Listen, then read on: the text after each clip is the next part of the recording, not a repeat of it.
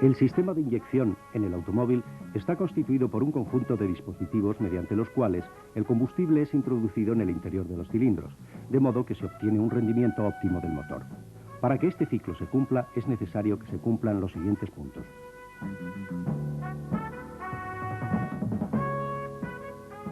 Correcta dosificación, gradiente de inyección, distribución del combustible, ángulo de chorro correcto y perfecta pulverización. El cumplimiento de estos puntos se realiza gracias al sistema de inyección y, sobre todo, a la bomba de inyección. Los inyectores, de los que vemos uno en pantalla, y al filtro del combustible. Veamos el funcionamiento del sistema sobre el esquema.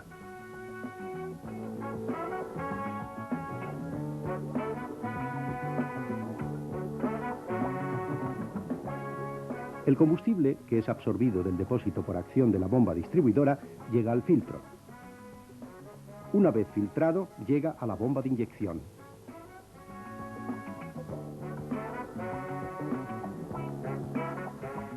La bomba aumenta la presión del combustible, lo que permite que se difunda por los 4 conductos hasta los inyectores, que lo impulsan alternativamente hacia la cámara de combustión finamente pulverizado.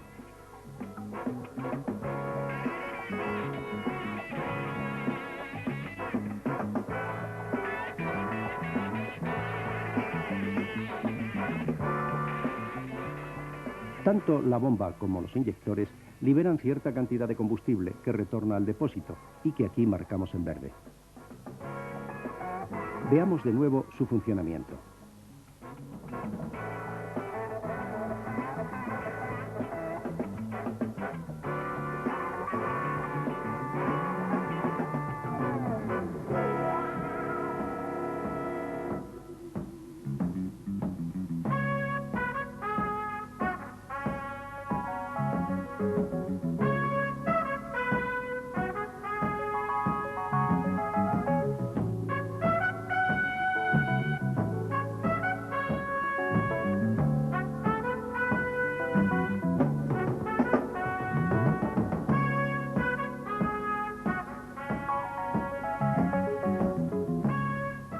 Veamos ahora y estudiemos la función de los componentes del sistema.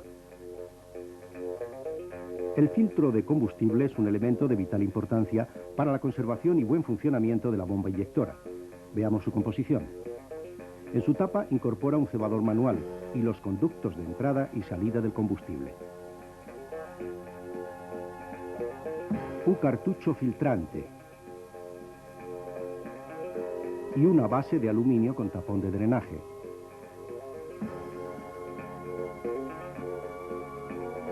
Veamos el sistema de funcionamiento de CAV con diésel. Señalamos la entrada del combustible al filtro. El combustible inicia su recorrido por la tubería central, como señalamos en el esquema. Cuando llega a la base, deposita las impurezas más pesadas, así como parte del agua que pueda tener el combustible, iniciando su recorrido ascendente a través del papel micronizado filtrante. Una vez filtrado, sale por la tubería señalada hacia la bomba. Veamos el filtro del sistema Bosch. El combustible comienza su recorrido a través del papel micronizado en sentido descendente, como vemos. Una vez filtrado, inicia su recorrido ascendente hacia su parte superior, desde donde se dirigirá hacia la bomba. Pasemos ahora a ver el funcionamiento de la bomba de inyección. La bomba rotativa de inyección es compacta y hermética y se autolubrica por medio del propio combustible. Veamos sus características más importantes. Es autopurgante del circuito de alta presión. Exceso de combustible automático como sobrealimentación para la puesta en marcha. Paro eléctrico a través de la llave de contacto. El eje de transmisión está diseñado para las distribuciones accionadas por correa dentada. La bomba CAV con diésel está compuesta básicamente por los siguientes elementos: bomba de transferencia, cabezal hidráulico, avance automático y regulador.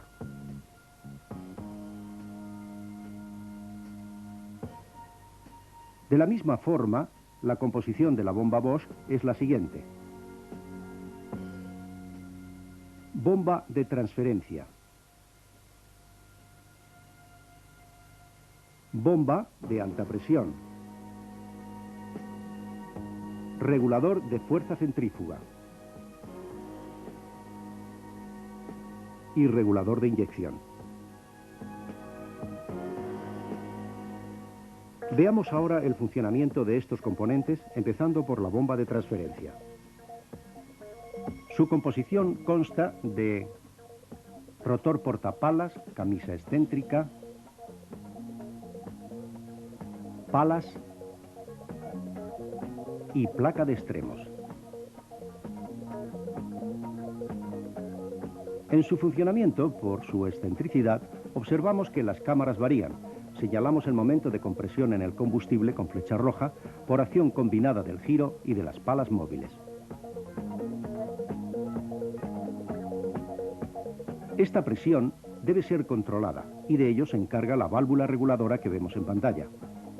El combustible a presión llega al pistón por su parte inferior, como señalamos en rojo, y empuja a este hacia el muelle, hasta descubrir las lumbreras, liberando de esta forma una parte del combustible y nivelando la presión en consecuencia. Pasemos a estudiar el cabezal hidráulico.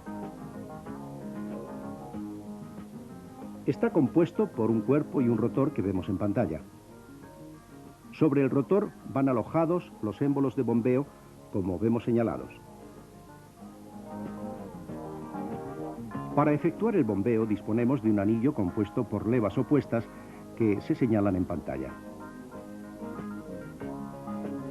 Dos émbolos y dos rodillos. Cuando los rodillos están fuera de las levas, se produce el llenado. Observemos la acción de llenado.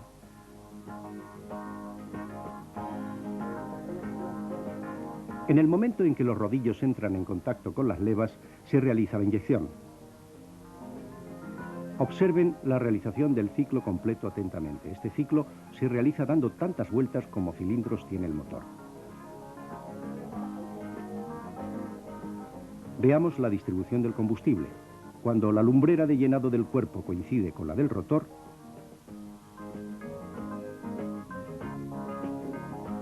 la de distribución no coincide con ninguna del cuerpo. De esta forma se consigue llevar el combustible a presión de transferencia hasta los émbolos de bombeo.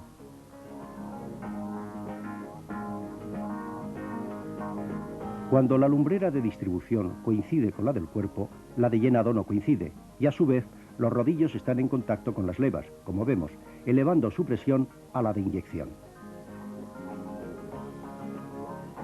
Veamos el ciclo completo de trabajo.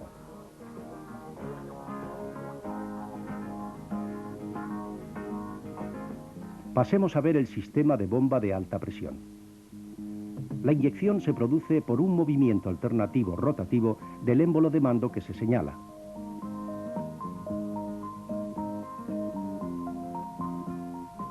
Al coincidir el orificio de llenado y la ranura de mando, pasa el combustible a la cámara de alta presión. Veámoslo. Al girar el paso de combustible en la cámara, queda cerrado y el canal de distribución queda conectado con el orificio de salida, elevando la presión señalada en rojo y llegando a los inyectores.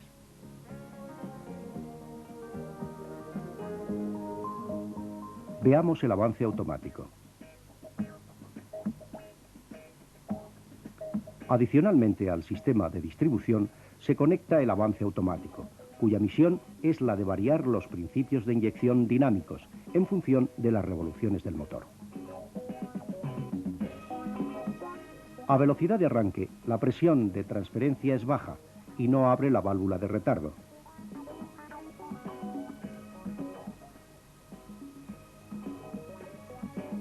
Cuando el motor se pone en marcha, la presión de transferencia crece, abriendo la válvula de retardo y permitiendo el paso del combustible hasta el avance, dando unos grados de adelanto. En funcionamiento normal, el avance es progresivo en función del número de revoluciones del motor. Pasemos a ver el regulador de velocidad. El regulador de velocidad tiene como misión controlar la velocidad del motor en ralentí máxima. Está compuesto por un eje que aloja las masas, muelle pretensado, brazo y válvula dosificadora. La velocidad de ralentí es controlada por el muelle de lámina y la fuerza centrífuga de las masas. En este caso, la velocidad es estable. Estamos ahora en un punto medio de aceleración. Se ha incrementado el caudal y se ha variado la posición del muelle del regulador, pero la fuerza centrífuga de las masas es todavía baja y no ha vencido la resistencia del muelle.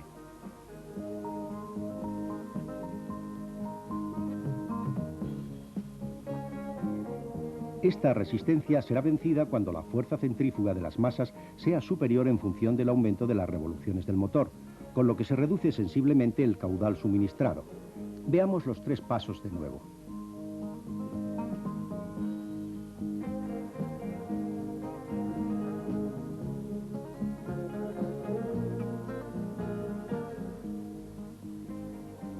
En el regulador de fuerza centrífuga Bosch, el control de caudal se efectúa por el manguito desplazable, que está conectado al regulador, como vemos en pantalla. Observen las tres posiciones básicas: ralentí, carga parcial y corte de suministro.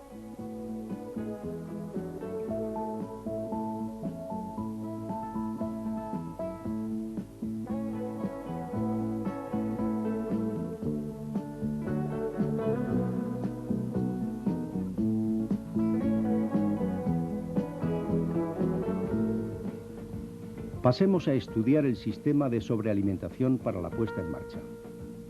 Observemos el dispositivo. Está compuesto por un eje que incorpora un brazo, que al actuar sobre el puente hace que los anillos de ajuste influyan sobre el caudal de combustible.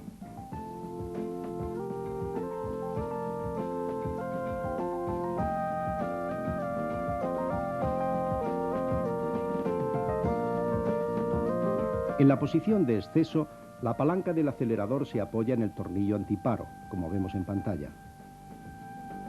Y el eje de exceso empuja el carro, separándolo del tornillo del tope máximo y moviendo los anillos a una posición de más caudal para el arranque, gracias a una mayor carrera de llenado.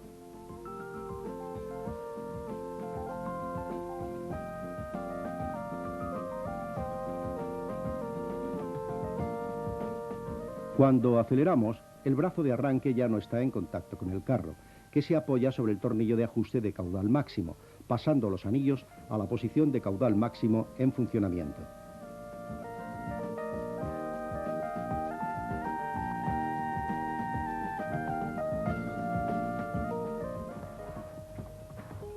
Estudiemos ahora un inyector. En su despiece observamos su composición: cuerpo, arandelas de presión, muelle, varilla de empuje, placa intermedia, tuerca de sujeción y tobera.